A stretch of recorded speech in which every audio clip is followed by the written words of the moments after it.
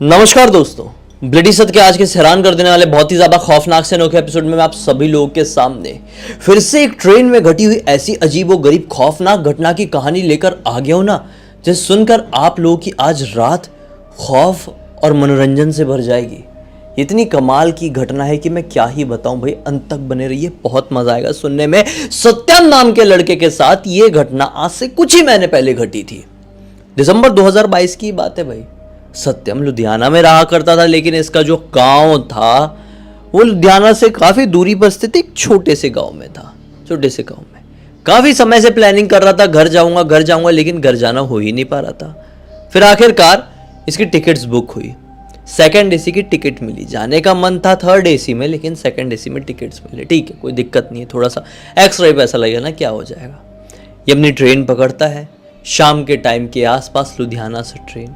बड़ा खुश, जाके देखा तो अरे इसका वाला जो कोच है उसमें मुश्किल से 12-13 लोग ही हैं। इसने बोला चलो आराम से जाएंगे, नहीं तो बच्चे रहते हैं तो रात में अचानक से रोने लगते हैं, नींद खराब हो जाती है। आराम से सोते हुए जाएंगे, सुबह होगी, बढ़िया गांव पहुंच जाएंगे, कोई टेंशन ही नहीं है। ये बढ़िया से अपना सामान अमान जमाया। इसकी साइड अपर बर्थ इसको मिली थी। सामान अमान जमाने के बाद इसने बढ़िया ऊपर अपना चादर वादर बिछाया, चार्जर लगाया, मोबाइल ऑन करके मूवी लगा के मस्त लेट गया। मूवी देखना शुरू कर दिया। जाते से ट्रेन चलना शुरू हुई। इसने देखा कि अरे लोअर बर्थ में तो कोई आया नहीं है, छोड़ो लोअर में ही जाके लेटता हूँ, मज़ा आएगा। लोअर में जाके लेट गया। अब वहाँ पे भी बढ़िया मूवी देख रहा है, कोई टेंशन नहीं है। ट्रेन चले हुए थोड़ी देर हुई। अब रात का वक्त आया तो खाने का ऑर्डर लेने वाला बंदा आया, उसको ऑर्डर दे दिया। आधे घंटे में खाना भी आ गया, मस्त खाना वाना खाया, हाथ मुंह धोया, बोला अब सोऊंगा, कोई तकलीफ नहीं है, बड़ा अच्छा लग रहा है, आनंद आ रहा है इस ट्रेन की जर्नी में।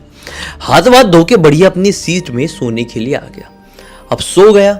सोते हुए पता नहीं कितने घंटे हुए, लेकिन फिर इसको पैर में किसी ने गुदगुदी लगाया। इसकी नींद खुली। जैसी जागा तो ये पाया कि पैर के पास एक भिखारी खड़ा हुआ है, भीख मांगने वाला व्यक्ति, जिसकी हालत बहुत ज्यादा खराब दिखाई दे रही है। ऐसा लग रहा है कि ना जाने इसने कितने दिनों से नहाया नहीं है, बाल नहीं धोया है, कपड़े नहीं बदला है। ये सेकंड एसी में डायरेक्टली कैसे घुसा, ये इसके दिमाग में सबसे पहले क्वेश्चन आया। सत्यम ने बोला आगे जाओ, मेरे पास कुछ नहीं है। उसके हाथ में कटोरा था और एक डंडा था। वो एक मुस्कुराहट दिया सत्यम को, जैसे कि वियर्ड सा रिएक्ट कर रहा है, और आगे बढ़ गया। सत्यम ने सोचा अब नींद खुली गई है तो वॉशरूम यूज कर लेता हूँ और फिर गहरी नींद में सो जाऊंगा, कोई टेंशन नहीं है। पर्दा लगा के सोऊंगा इस बार उसने पर्दा नहीं लगाया था। अब सोचा था वॉशरूम से आऊंगा फिर पर्दा लगा के सो जाऊंगा तो कोई डिस्टर्ब करने वाला नहीं रहेगा। उठा, देखा कि भिखारी अब तक शायद दूसरे डब्बे में जा चुका था आगे वाले। ये वॉशरूम यूज किया और जैसे ही बाहर आया जोर से चौंक गया, क्योंकि ये भिखारी बिल्कुल दरवाजे के सामने कटोरा लेके फिर से खड़ा था। कुछ बोल नहीं रहा था, सिर्फ अपना कटोरा आगे बढ़ा दिया। सत्यम बोलते अरे भाई क्या कर रहे हो आप, मेरे पास चेंज नहीं है आपको देने के लिए, क्यों परेशान कर रहे हो, जाओ यहाँ से सीधे से। फिर वो मुस्कुराहट दिया, फिर आगे बढ़ गया। सत्यम को इसका जो रिएक्शन है थोड़ा वियर्ड सा लगा। अब वो आके बैठा अपनी सीट में, लोअर बर्थ में। ऊपर वाली उसको मिली थी लेकिन लोअर में बैठा, खाली थी ना। बोलता यार नींद तो अब आ नहीं रही है, नींद टूट गई इसकी वजह से। थोड़ा सा मोबाइल में कुछ बचा हुआ था मूवी का, वही देख लेता हूँ। लगाया, देखना शुरू किया ही है। ट्रेन थोड़ी देर चली हो गई कि अचानक से रुक गई। इसने बोला यार अभी नींद आने वाली थी, अब ट्रेन रुक गई है, पता नहीं क्या चल रहा है, रुको देख के आता हूँ। चार्जिंग से मोबाइल निकाला, जेब में डाला।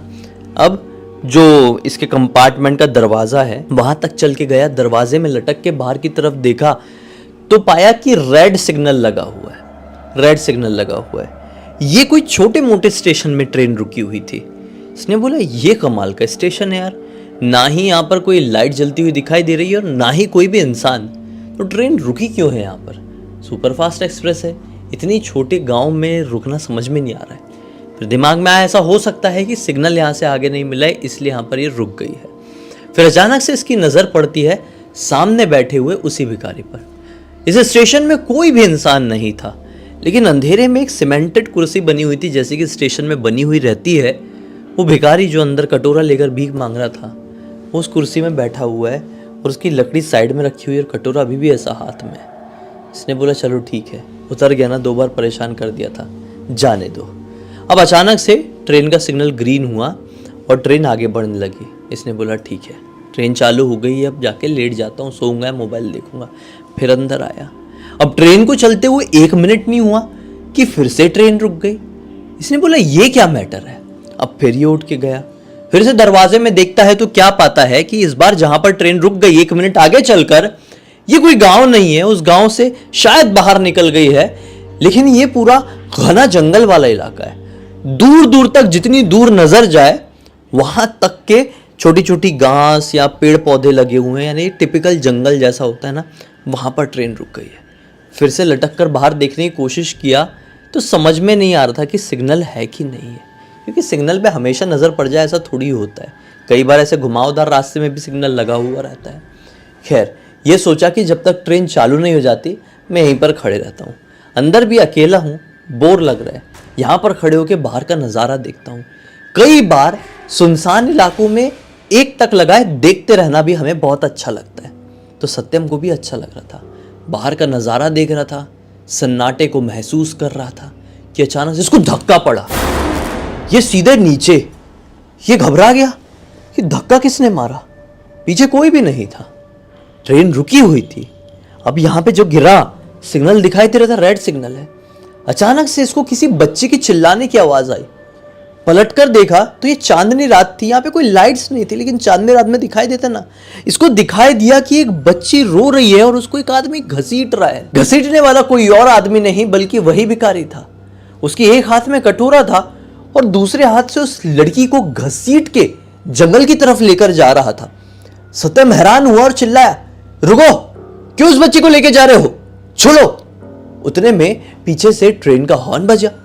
ट्रेन अब आगे बढ़ने वाली थी, शायद सिग्नल भी नॉर्मल हो गया था, हल्की हल्की सी आगे बढ़ने लगी। उतने में ही एक आदमी रहा होगा बाजू के डब्बे वाला, भाई इतनी रात गए ऐसे नीचे खड़े होकर क्या कर रहे हो, ट्रेन निकल पड़ी है, जल्दी जल्दी चढ़ो, यहीं पर रुकना है। सत्यम कंफ्यूज हो गया, यहां पर यह आदमी इस बच्ची को घसीट के जंगल की तरफ ले जा रहा है और यहां पर मेरी ट्रेन छूट रही है जहां पर मेरे सारे सामान रखे हुए हैं। इसको कुछ समझ में नहीं आया, फिर भी अपना ही देखा, भागते हुए ट्रेन में चढ़ गया। देखने लगा कि वो भिखारी वहां पर क्यों जा रहा है, बच्ची को कहां ले जा रहा है। बच्ची अभी भी चीख रही थी, चिल्ला रही थी, मदद की गुहार लगा रही थी। और सत्यम अपने आप को ऐसा मतलब किसी की हेल्प ना कर सकने वाला फील कर रहा था कि अचानक से कंधे में टैप आया। सत्यम पीछे पलटकर देखता है, पीछे वही आदमी था जिसने सत्यम को वापस से ट्रेन में चढ़ने के लिए कहा। बोलता है, भाई क्यों उतर गए थे ट्रेन से, क्या प्रॉब्लम है, सामान अमान होगा तुम्हारा, ट्रेन को छोड़कर जंगल में करते तो करते क्या। सत्यम अचानक से बोलता है, नहीं वो छोड़िए, आप देखिए वो सामने वो आदमी बच्ची को खींच के कहाँ ले जा रहा है, मैं उसको बचाने के लिए आगे जा रहा था। पीछे खड़ा हुआ वही आदमी बोलता है, अरे कौन भाई, कौन दिख रहा है तुमको, कौन सी बच्ची की बात कर रहे हो। बोलता है कि देखो ना वो भिखारी जिसके हाथ में कटोरा और बच्ची को घसीटते हुए जंगल की तरफ लेके जा रहा है, बच्ची इतना चिल्ला तो रही, तुमको दिखाई क्यों नहीं दे रहा है।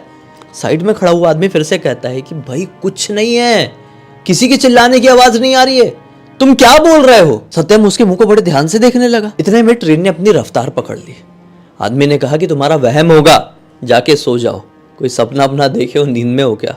सत्यम को भी लगा हो सकता है वहम ही हो, अंदर चले जाता हूँ, सोता हूँ। अंदर आया है, अपनी लोअर सीट में बैठा ही है, सोच ही रहे कि क्या था, क्या हुआ अभी अभी, कौन था वो आदमी, कौन थी वो लड़की, कि फिर से कंधे में टैप हुआ। सत्यम को लगा कि वही आदमी होगा जो कि अभी मुझे बैठने की नसीहत दिया, लेकिन जैसे ही पलटा मुंह से जोर से चीख निकल गई, क्योंकि पीछे खड़ा हुआ वो आदमी वो नॉर्मल वाला आदमी नहीं था जो बैठने की नसीहत दिया था, बल्कि वही भिखारी था जो जंगल में घसीटते हुए उस लड़की को लेकर जा रहा था। वही भिखारी था जिसने सत्यम के पैर में गुदगुदी लगाकर कटोरा दिखाकर भीख मांगने की कोशिश किया था। अरे वही भिखारी था जब ये वॉशरूम से निकला था जो कटोरा लेके उसके मुंह के सामने ऐसा आ गया था, सत्यम के मुंह से चीख निकल गई, क्योंकि इस बार इस भिखारी की शक्ल नॉर्मल कहीं से भी नहीं दिखाई दे रही थी, बल्कि ये भिखारी बहुत ही ज्यादा डरावना दिख रहा था। सत्यम इसके चेहरे को देखकर डर गया और जोर से चीख पड़ा। आंखें ऐसी लग रही थी जैसे कि बाहर आ जाएगी, दम बाहर। मुंह ऐसा लग रहा था कि मानो पिघल गया हो और उसके ऊपर हल्की हल्की सी पतली पतली स्किन की परत आई हुई हो। ऐसा लग रहा था कि बाल के काफी सारे हिस्से उड़े हुए हैं और काफी सारे हिस्से ऐसे मुड़े मुड़े हुए हैं। काफी ज्यादा डरावना चेहरा, काफी ज्यादा। अब मैं इसको एक्सप्लेन कैसे करूं। सत्यम ने जोर से चीख दिया और चीख कर सत्यम बेहोश हो गया। कुछ समझ में नहीं आया, क्योंकि जो कुछ भी अभी हुआ ये बहुत खौफनाक था। आपको सुनने में नॉर्मल लग रहा होगा, लेकिन जस्ट इमेजिन, भगवान ना करे किसी के साथ ये हो, लेकिन हो जाए तो कितना डर लगेगा। सत्यम बेहोश हो गया। अब सत्यम की वापस से आंखें खुली, ऐसा नहीं है आंखें नहीं खुली, वापस से आंखें खुली। सत्यम अपने आप को एक हॉस्पिटल में पाता है जहां पर और 5-6 बेड्स लगे हुए हैं। उसने देखा कि कोई और नहीं पूरे कमरे में, मैं अकेला हूं। आवाज लगाता है, कोई है, सुनिए जरा। भाग कर एक वार्ड बॉय जैसा आदमी आता है, सफ़ेद कपड़े पहना हुआ था। बोलता है कि मैं कहाँ हूँ, ये कौन सी जगह है, दिन का वक्त निकल चुका था। वार्ड बॉय बताता है कि भाई ये रेलवे का जो हॉस्पिटल होता है वो है। सत्यम बोलता है, मुझे क्या हो गया था, कुछ बता सकते हो? इस वार्ड बॉय ने बताया कि भाई तुम बेहोशी की हालत में आए थे। सत्यम बोलता है कि ठीक है, थैंक यू सो मच, आपने इलाज कर दिए। क्योंकि सत्यम को याद था पिछली रात का। कितना बिल हो गया बताइए, अब मैं निकलता हूँ क्योंकि मुझे कहीं पहुँचना है। वार्ड बॉय बताता है कि आपका बिल तो किसी ने भर दिया। सत्यम पूछता है, क्या, किसने? वार्ड बॉय बताता है कि पता नहीं कौन था, लेकिन बड़ा अजीब दिखाई दे रहा था। हुलिया से तो बेकार ही लग रहा था। हाथ में एक कटोरा और एक लकड़ी थी। बाल पूरे बिखरे हुए, चेहरा ऐसा कि ना जाने कितने दिनों से नहाया नहीं है, मुंह नहीं धोया है, बाल नहीं धोया है, कपड़े नहीं बदला है। लेकिन ना जाने कैसे उसके पास इतने पैसे थे। जो आपको भर्ती करवाया, पूरे पैसे दिया, गिना भी नहीं, लौट गया। इनफैक्ट कुछ रुपए ज़्यादा भी दिया था। हमको तो बड़ी हैरानी हुई। अब आप ठीक हैं, क्या आप उसको जानते हैं? सत्यम भी शौक, क्या जवाब दे यहाँ पे, क्योंकि ये जवाब देगा तो इसको या तो लोग पागल समझ लेंगे क्योंकि ऐसा बेहोशी की हालत में ट्रेन में मिला था, या तो कुछ भी समझ लेंगे। इसलिए सत्यम ने कुछ भी कहने से इनकार कर दिया और उठकर निकल गया। आज इस घटना को यही कोई 5 महीने हो चुके हैं। सत्यम ने जिस किसी को भी इस घटना के बारे में बताया, सब ने यही कहे कि मन गढ़ंत है, ऐसा थोड़ी होता है, कुछ ही बता रहा है। लेकिन नियाज नाम का एक फ्रेंड, सत्यम का अच्छा दोस्त, नियाज ने सोचा कि नहीं भाई, ऐसा सचमुच में हो सकता है, क्योंकि नियाज ने भी अपने जीवन में कुछ इस तरह की घटनाओं को एक्सपीरियंस किया है। तो नियाज ने बोला कि पूरी दुनिया को बता, ताकि सभी लोग सतर्क रह सके। तो मेरे ज़रिए ये दोनों पूरी दुनिया को ये घटना बताना चाह रहे थे। उम्मीद करता हूँ कि इस वीडियो के जरिए आप लोगों को किसी भी तरह की सीख या मनोरंजन मिला होगा, तो लाइक जरूर कर देंगे। चैनल को सब्सक्राइब करके बेल आइकन दबा के ऑल के ऑप्शन में क्लिक कर देना, क्योंकि इसी तरह के हैरान कर देने वाले खौफनाक वीडियोस डेली आप लोगों के सामने लेके आता रहता हूँ।